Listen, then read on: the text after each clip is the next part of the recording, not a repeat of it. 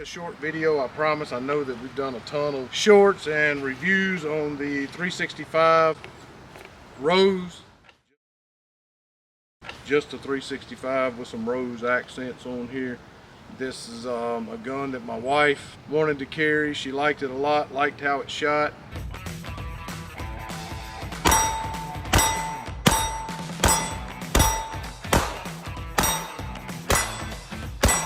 We went to the range with my macro tac ops.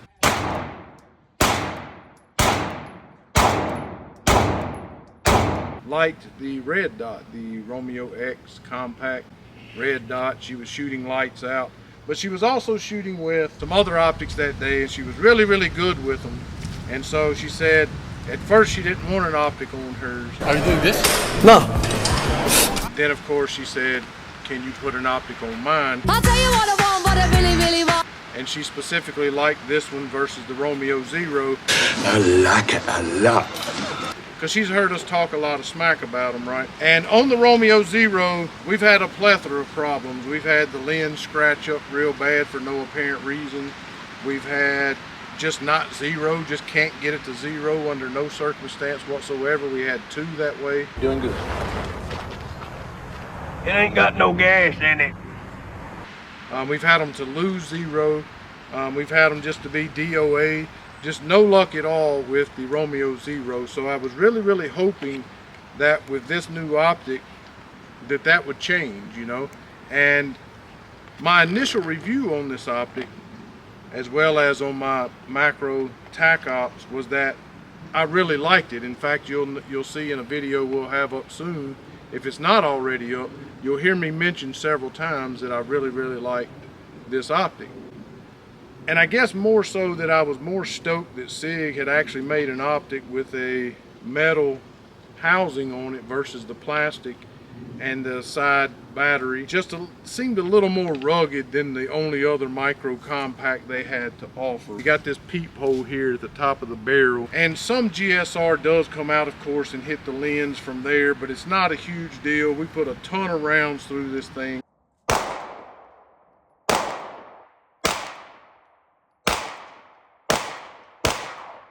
I took it home, and as I typically do, I'll take a little bit of compressed air or something, and I'll kind of wash or spray or blow off rather the lens on both sides to get any kind of type of like metal or any solid particles that may be on the lens. And then I'll take a cloth sometimes with a little bit of distilled water or something, kind of clean it off to get some of the oils off.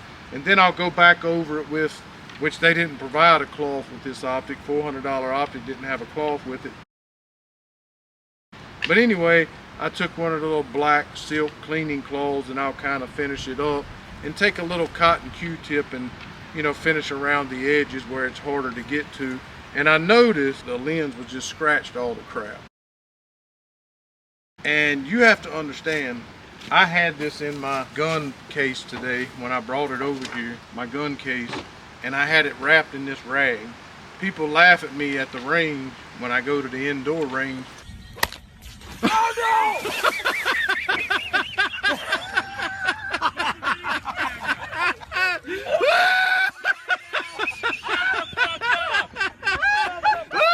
Because of how well I protect my firearms, I wrap them up. I don't like to get scratches on them or anything. My wife would get upset if she got scratches on it for sure. It ain't because I mistreated the gun, I'm telling you.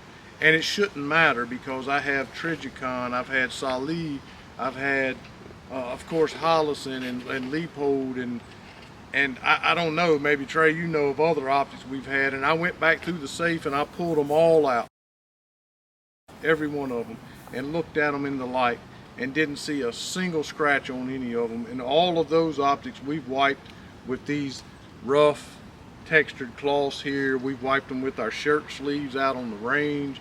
I've been cleaning the breech face before, as I do sometimes with a little wire brush on the breech face when I clean my guns around the ejector and everything, and I've accidentally took that wire brush across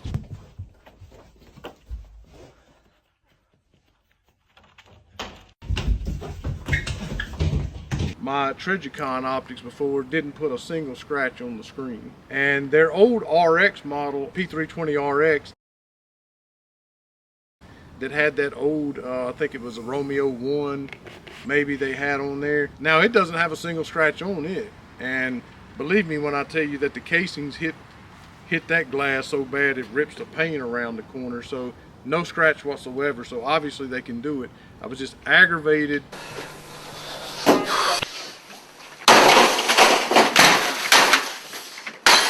More so than with the Romeo Zero. It's a $400 and some odd optic with tax. It's not a $199 optic like the Romeo Zero is.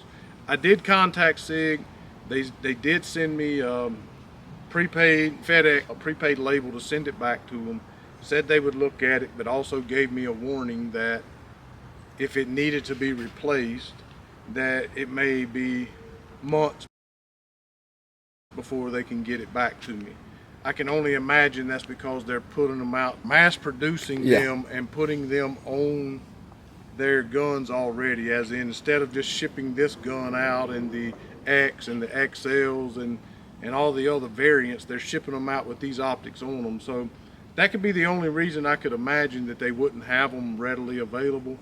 But they did give me a warning, but they did send a self-addressed, a prepaid label for me to send it back. So it's not going to cost me anything to send it back. Not a damn thing!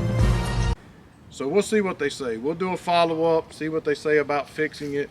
As you can see from the pictures that Trey put up a second ago, it's scratched really, really bad. On another note, on my X Macro tac op, I put double the rounds through it, cleaned it the same way, and there are no scratches. So I'm hoping that something was just wrong with the glass on this one, and it's not a problem that continues to happen. But in light of trying to be honest about everything that we review, we did not receive this from Sig. We bought this with our own money, but even if we did, we would say the same thing. Just trying to be honest about what happened here, and we will update you once we hear back from Sig after we get it sent back to them as to what happened and what they did. Thanks for watching. Stay tuned for the follow-up. Be sure to subscribe. Tell everybody where they can find the best blue collar reviews on YouTube. Thanks again and be blessed.